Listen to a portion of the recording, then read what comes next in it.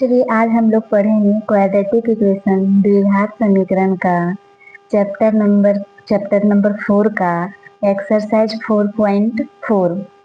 तो इसमें क्या है, ये मूलों इसमें है मूलों की प्रवृत्ति। तो मूलों की प्रवृत्ति को हम लोग कैसे देखेंगे और कैसे इसको हल करेंगे। इसमें हम लोग को क्या है कि हम लोग पिछले क्लास में तो हम लोग एक क्वेश्चन का एक जो था ax² plus bx plus c equal to 0, इसके मूल हम लोग देखे थे। इसका कौन सा मूल था, तो x इक्वल टू था -b plus minus under root b² minus 4ac बटा 2a। तो हम लोग का ये फॉर्मूला था। इस फॉर्मूले को हम लोग पिछले क्लास में चर्चा कर चुके हैं। आप लोग वहां से मेरे पिछले वीडियो में देख सकते हैं, बहुत अच्छी तरह से समझ में आ जाएगा। उसके बाद क्या है, यदि b² minus 4ac greater than equal to 0 है तो इसके क्या है, हम पिछले क्लास में भी बताए थे कि इसका वास्तविक मूल्य निकलेगा और इसका जो less than b² minus 4ac less than 0 है, इसका जो है वो वास्तविक मूल्य नहीं निकलेगा। ठीक है, इसका जो रियल मूल्य है, रियल रूट है, वो नहीं निकलेगा। तो अब हम लोग इस पर चर्चा करते हैं। जब b² minus 4ac equal greater than क्या है 0 है, तब जब ये आ जाएगा, इसको अगर हम लोग सॉल्व करेंगे तो ये 0 से अगर बड़ा आ जाएगा तो इसके दो भिन्न मूल्य निकलेंगे और वो कैसा होगा, वास्तविक। ये दो भिन्न मूल्य होगा और क्या इसका वास्तविक मूल्य होगा, क्या हो जाएगा, एक हो जाएगा -b/2a प्लस एक हो जाएगा b² माइनस 4ac/2a। एक बार ये प्लस के फॉर्म में आएगा और दूसरा क्या हो जाएगा, माइनस के फॉर्म में।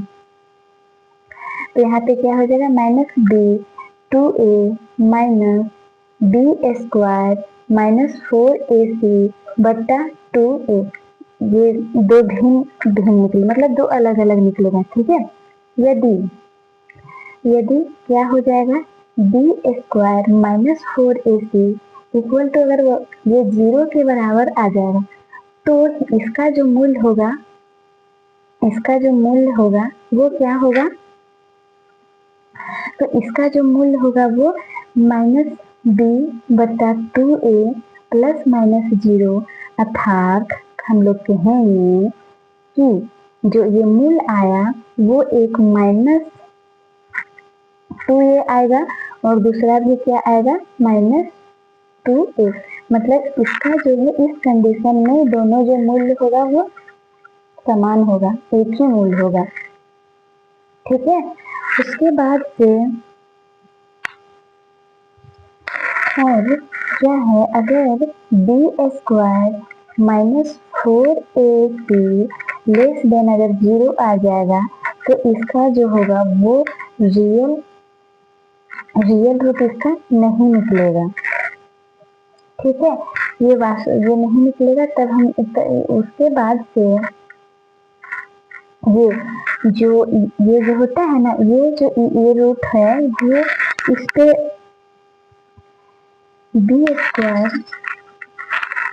b² माइनस 4ac ये इसी पे निश्चित करता है कि जो ये द्विघात समीकरण है ax² plus bx plus c equal to 0 के मूल वास्तविक है या नहीं है, वो इस पे डिपेंड करता है। ठीक है, इस पे निर्भर करता है। अब ये हम लोग इसके x के जगह पे हम लोग ये d भी लिख सकते हैं। ये d क्या है, विभक्तर, और इंग्लिश में क्या होगा, डिस्क्रिमिनेंट। ठीक है, अब ये द्विघात समीकरण का, जैसे ये द्विघात समीकरण है ax² plus bx plus c equal to 0। तो इसके ना 3 कंडीशन है। एक क्या है, अगर b² minus 4ac greater than equal to 0 होगा तो इसके दो भिन्न वास्तविक संख्या होंगे, दो भिन्न वास्तविक मूल होंगे, ठीक है। और दूसरा कंडीशन क्या कहता है, अगर बी स्क्वायर माइनस 4ac बराबर 0 तो इसके दो बराबर मूल होंगे, दो बराबर वास्तविक मूल होंगे। और तीसरा क्या है कि अगर B square minus 4ac less than 0 होगा तो इसका कोई वास्तविक मूल नहीं होगा, कोई वास्तविक मूल नहीं होगा, ठीक है। ये चीज हम लोग ऊपर में डिस्क्राइब कर दिए हैं अच्छे से, ये 3 पॉइंट को बस याद रखना है। उसके बाद हम लोग एक एग्जाम्पल लेते हैं, ठीक है, इसको बेहतर तरीके से समझने के लिए। तो क्या है, 2x square minus 4x plus 3 equal to 0। अब हम लोग इसको तोड़ेंगे तो a इक्वल टू मेरा क्या है 2, b क्या है -4, c क्या है 3। तब अब इसको b स्क्वायर माइनस 4ac में करेंगे तो क्या हो जाएगा, -4 का स्क्वायर माइनस 4 गुना a में क्या है 2 और c के जगह पे क्या हो जाएगा 3। तब ये क्या हो जाएगा, 4 कितना हो जाएगा 16 माइनस 4 का 8 और 8 या 24। तो ये जो भी रिजल्ट आएगा, इसका जो भी रिजल्ट आएगा वो माइनस में आएगा। तो ये क्या होगा, ये लेस देन 0 के बराबर होगा, ठीक, लेस देन 0 होगा, ठीक है। तो इसके वास्तविक मूल्य नहीं निकलेंगे, जब वास्तविक मूल्य नहीं निकलेगा तो हम लोग आगे नहीं बढ़ेंगे, मतलब मूल्य हम लोग नहीं निकालेंगे इसका। जब क्या करेंगे इसका, और एक एग्जाम्पल हम लोग, तो अब हम लोग इस एग्जाम्पल को देखेंगे, 2x square minus 6x plus 3 equal to 0 को देखेंगे। तब अब हम लोग क्या बोले थे कि बी स्क्वायर माइनस 4ac पर ही निर्भर करेगा कि ये वास्तविक निकलेगा कि नहीं निकलेगा। तब अब हम लोग इसके जगह पे अगर हम लोग रखते हैं b के जगह पे -6 का स्क्वायर माइनस 4, a के जगह पे क्या है 2 है और c के जगह पे क्या है तो 3 है। अब इसको करेंगे तो फिर क्या हो जाएगा 36 माइनस 24, जो इतना हो जाएगा तो क्या हो जाएगा, ये 12 हो जाएगा। तो 12 क्या है 0 से बड़ा है, ग्रेटर देन 0 हो जाएगा। अब हम लोग का यहाँ पे क्या निकलेगा, दो अलग अलग मूल निकलेगा, ठीक है। तो इसका मूल निकालने का क्या फॉर्मूला था, ए बी इक्वल टू कहेंगे या तो एक्स इक्वल टू भी हम लोग कह सकते हैं। क्या हो जाएगा -b plus minus under root B square minus 4ac बटा क्या है 2a। तो अब इसका क्या हो जाएगा, माइनस b के जगह पे क्या है ये -6, तो -6 का square plus minus under root में क्या है बी स्क्वायर माइनस 4ac। तो बी स्क्वायर माइनस 4ac का हम लोग वैल्यू निकाले थे तो क्या आया था 12 बटा क्या हो जाएगा 2 गुना a क्या है मेरा 2 है। और ये चीज हम यहाँ पे डायरेक्ट निकाले थे पहले, इसलिए डायरेक्ट लिख दिए। अगर यही चीज आप लोग इसको अब फिर से विस्तार से लिखने का मन करेगा तो लिख सकते हैं।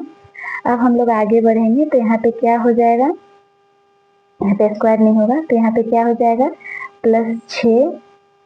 अब इसको हम लोग निकालेंगे तो क्या हो जाएगा, अंदर में तोड़ के हम दिखा देते हैं 2 गुना 3 बट्टा 2 गुना 2।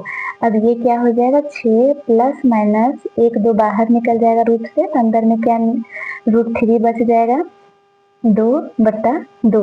अब इसको हम लोग 2 को कॉमन ले लेते हैं तो यहाँ पे क्या बचेगा 3 प्लस माइनस √3 बट्टा 2 गुना 2।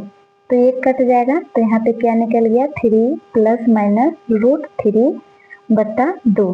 तो यही हम लोग मूल निकालेंगे। मूल क्या हो गया, एक आ गया 3 प्लस √3 बट्टा 2 एक, और दूसरा 3 माइनस √3 बट्टा 2, ये दो मूल निकल के आ गया।